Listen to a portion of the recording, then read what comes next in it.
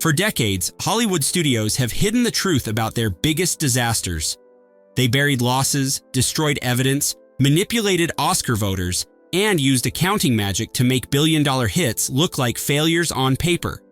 These films nearly bankrupted studios, ended careers, and created myths that lasted 40 years before anyone uncovered what really happened. From the $44 million catastrophe that almost killed 20th Century Fox to leaked documents revealing how a film that earned nearly $1 billion somehow lost $167 million, these are Hollywood's greatest cover-ups finally exposed. Hollywood's culture of deception stretches back a full century, and it starts with Erich von Stroheim.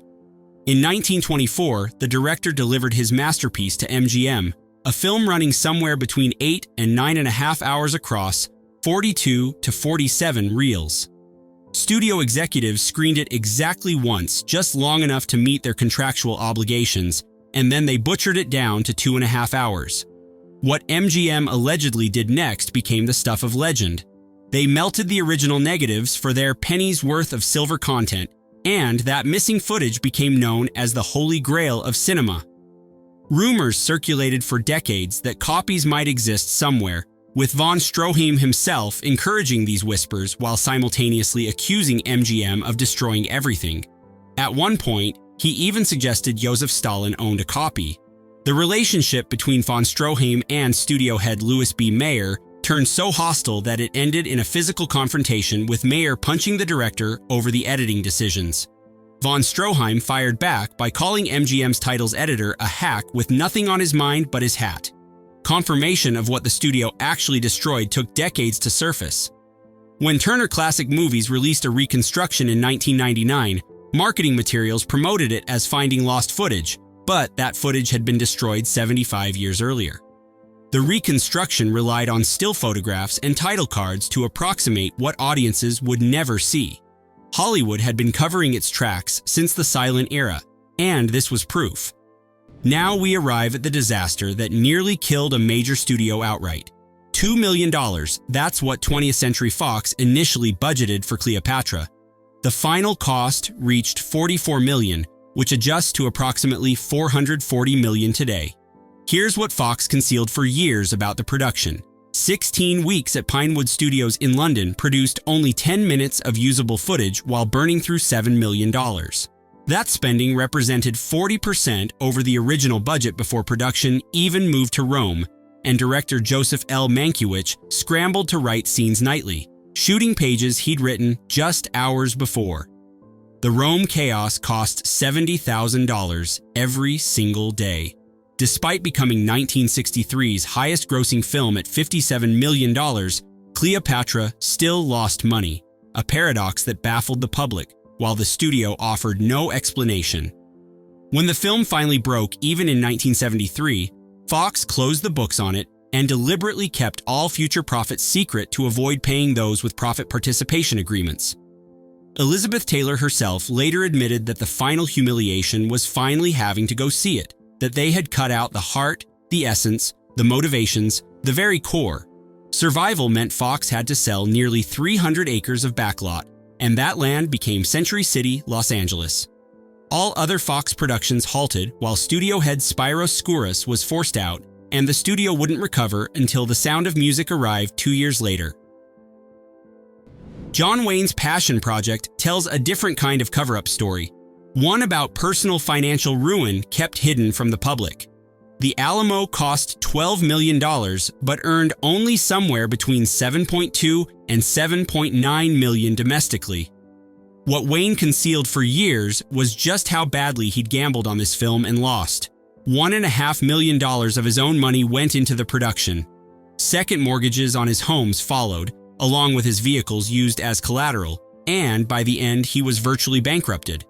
Forced to sell his share of the film to United Artists, Wayne had to accept parts in films like The Longest Day simply to pay his debts, though the full extent of his financial struggles wasn't widely known during his lifetime. During a 1960 interview, Wayne deflected questions about money by saying it's costly, and that's the only question they ask him: how much did it cost? And he thought that was unimportant. His accountants clearly disagreed. Fox hadn't learned its lesson from Cleopatra, and just 4 years later, they created another disaster. The Dr. Dolittle budget tripled from $6 million to somewhere between 17 and 18 million, with additional millions lost in unsold merchandise, and it grossed only $9 million. The estimated $10.8 million loss translates to $88 million adjusted for inflation. Production chaos plagued the film from every direction. UK quarantine laws delayed animal transport while a giraffe passed during filming. Squirrels chewed through scenery, and one squirrel received gin to calm it down, then passed out and fell off a ledge. Rex Harrison collected bites from a Pomeranian puppy, a duck, a parrot, and a chimp named Chi-Chi. A truly bizarre footnote involves British explorer Ranulph Fiennes, cousin of actor Ralph Fiennes, who attempted to destroy a dam with explosives in protest of the production. And here's where it becomes scandalous. Despite terrible reviews and box office failure, Fox muscled its way with Academy voters, and Dr. Dolittle received 9 Oscar nominations, including Best Picture, winning Best Original Song. This remains the most notorious case of voter manipulation on record until Harvey Weinstein decades later. Rex Harrison later wrote that in one respect, Dolittle outdid Cleopatra by administering a near-fatal blow to 20th Century Fox's finances. The 1980s produced Hollywood's greatest myth, and it centers on Heaven's Gate. Everyone knows the story of the film that bankrupted United Artists and ended the auteur era, but here's what took 42 years to correct. That narrative is false. Director Michael Cimino's original budget proposal came in at $7.5 million, while United Artists internally estimated $12 to $15 million. The final production cost reached $44 million, with domestic box office of only $3.5 million, leading UA to write off a $44 million loss. What nobody reported at the time changes everything. United Artists posted a $22 million profit in 1981, nowhere near bankrupt or heading that direction. The company sold to Kurt Kerkorian for $383 million after being purchased originally for $180 million in 1967, representing a massive profit for parent company Transamerica, which was simply divesting non-core businesses. The production chaos, however, was absolutely real. Cimino shot 1.5 million feet of film, a record at the time, roughly 200 hours of footage for a 3+ hour film. His first cut ran 5 hours and 25 minutes, and by the end of the first 6 days of shooting, Cimino was 5 days behind schedule. Nearly $1 million had produced only 1.5 minutes of usable film. Cimino reportedly changed locks on the editing room, barring executives entirely, and sent executives a letter forbidding their production monitor from approaching, speaking to, or setting foot on set. Actor John Hurt spent so long waiting that he filmed The Elephant Man for David Lynch, then returned to finish Heaven's Gate. Vincent Canby's review in the New York Times proved devastating, writing that Heaven's Gate fails so completely that you might suspect Cimino sold his soul to obtain the success of The Deer Hunter, and that entity had just come around to collect. The 1985 book Final Cut provided the first insider account, though it ironically perpetuated some myths. Charles Elton's 2022 biography finally corrected the bankruptcy myth 42 years after the film's release. Ishtar's budget nearly doubled from $27.5 million to somewhere between $51 and $55 million. Including $20 million in marketing, total costs reached approximately $71 to $75 million, against a domestic gross of only $14.3 million. What stayed concealed at the time was where half that budget actually went, directly to Warren Beatty and Dustin Hoffman's record-breaking salaries. Director Elaine May shot over 100 hours of raw footage, 3 times the average for a comedy, while 3 separate editing teams worked simultaneously, one each for Beatty, Hoffman, and May. The production remained completely closed to media with no reporters allowed on set during filming, and industry insiders dubbed it Warren's Gate before release. Beatty believed incoming Columbia president David Putnam was leaking negative stories to the press, and reportedly told executives to just tell a certain person to keep paying the bills. Corporate fallout followed swiftly. The losses contributed to Coca-Cola, which owned Columbia, spinning off its entertainment holdings into Columbia Pictures Entertainment, and 2 years later, they sold to Sony. A direct line connects Ishtar's failure to Japanese ownership of a major Hollywood studio. Director Elaine May never directed another theatrical feature, ending her career despite previous successes. Howard the Duck cost $37 million and earned only $16 million domestically. But the hidden truth involved George Lucas experiencing a financial crisis that stayed out of the press. Lucas had just built his $50 million Skywalker Ranch complex while going through an expensive divorce that required him to give up half his assets. Multiple Lucasfilm productions underperformed during this period, including Labyrinth, Willow, and Tucker. The Man and His Dream. Staying afloat meant Lucas had to sell his graphics group animation division to Steve Jobs, and that division became Pixar. The company would revolutionize animation with Toy Story and eventually become worth billions, though the direct connection between Howard the Duck's failure and Pixar's creation stayed quiet at the time. One disaster inadvertently created an animation empire. The film won 4 Golden Raspberry Awards, and star Lee Thompson, fresh off Back to the Future's success, later called the experience devastating. In the course of a year, she appeared in the biggest hit and the biggest disappointment, and that probably damaged her film career.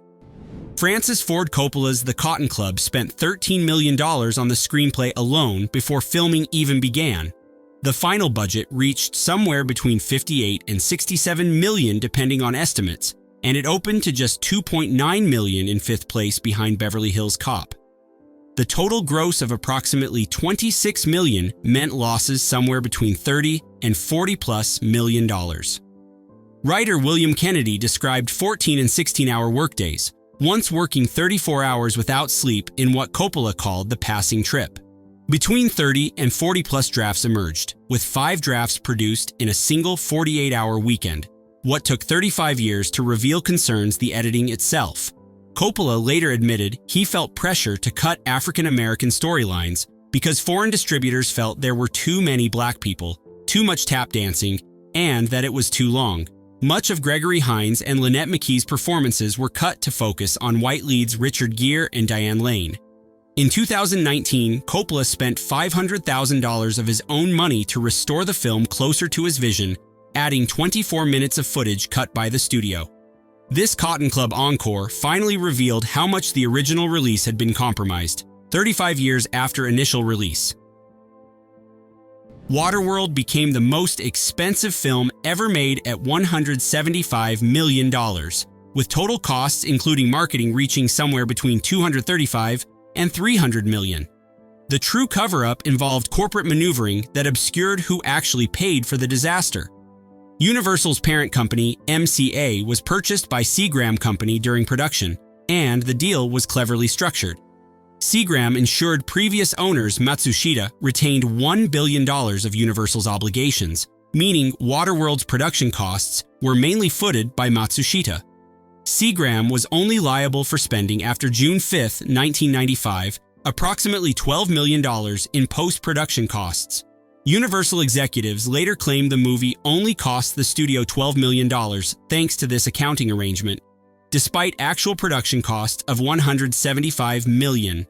The chaos they couldn't fully hide proved significant. Steven Spielberg warned director Kevin Reynolds not to shoot on water and to use a stage instead, but the scheduled 96-day shoot extended to 166 days anyway.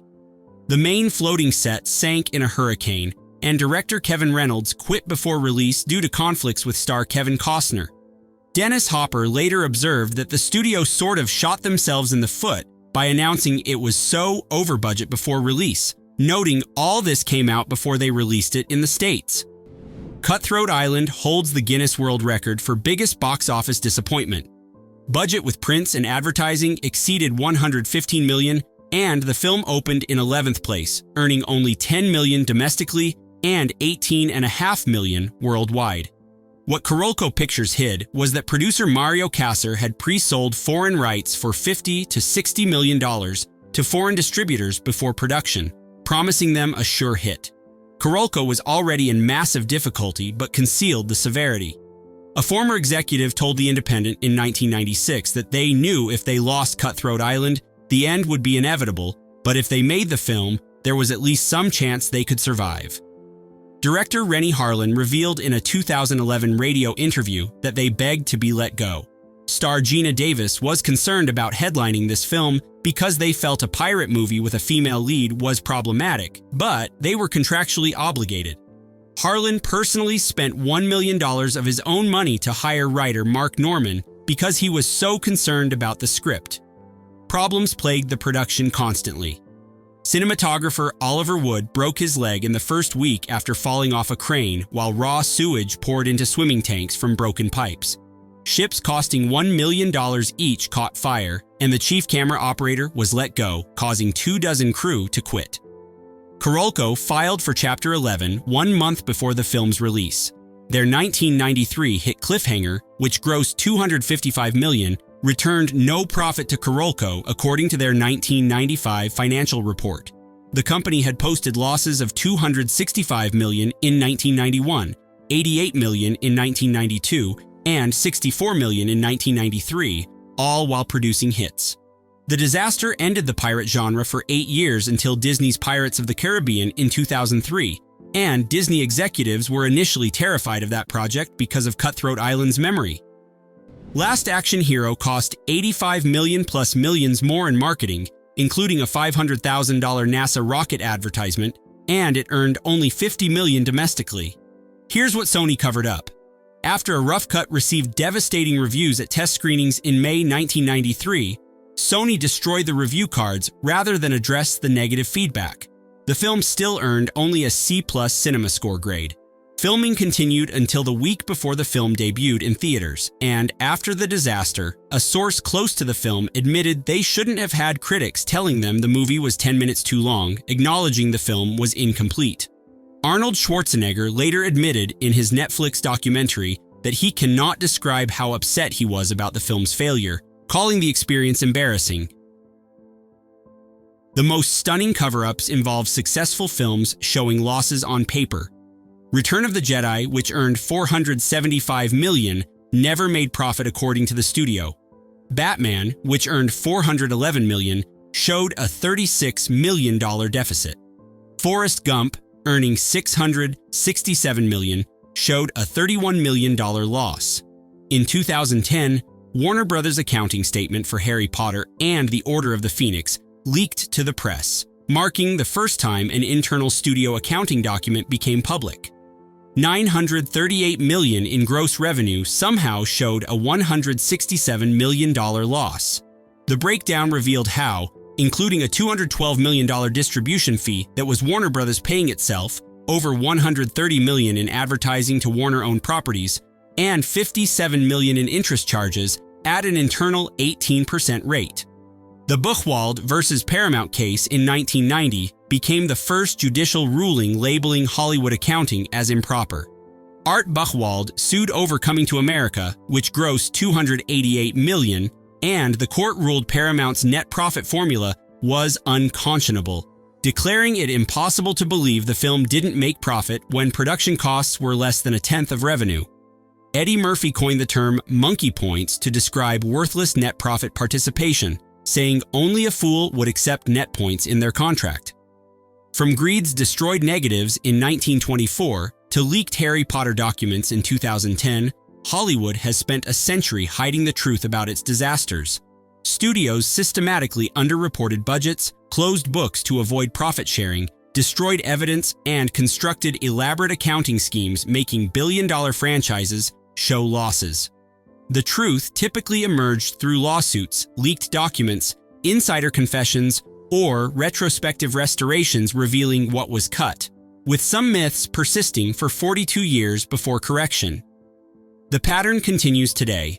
A 2023 lawsuit against Disney alleges the studio used nearly every trick in the Hollywood accounting playbook on recent blockbusters, and independent audits found over $40 million in underpayments.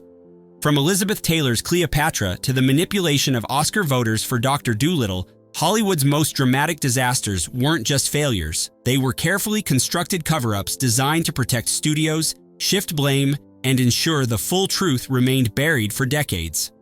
Now you know what they didn't want you to find out.